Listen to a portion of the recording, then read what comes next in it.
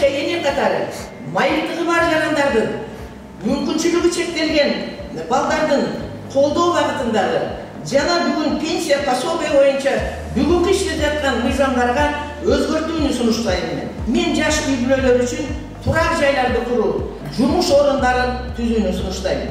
Жана мугалимдердин статусуна көп өзгөрүүлөрдү киргизем. Акыркы мезгилде биздин өлкөдө эбегейсиз өзгөрүүлөр, чоң жаңылануулар болуп атат. Мен бүгүнкү күндөгү биздин президентибиз урматтуу Жапаров Садыр Нуркожоевичтин эл үчүн жасап жаткан иштерин, жаңы саясатын колдойм.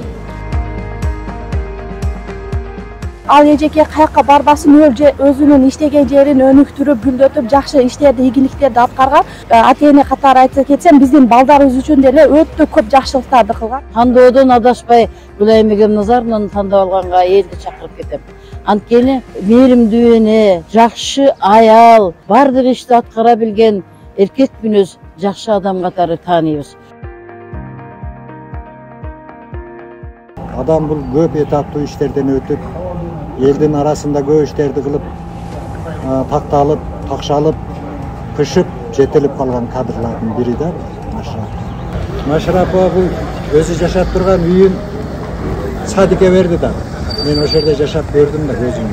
Ошол күнкү сиздин бир бюллетениңиз эртеңки сиздин жашооңуз, эртеңки сиздин тагдырыңыз, эртеңки сиздин келечегиңиз. Балдарыңыздын келечегиңиздерди ойлосоңор, сиздер мугалимди тандаңыз. Номер 6 Машарапова Гүлай Эгемназаровна.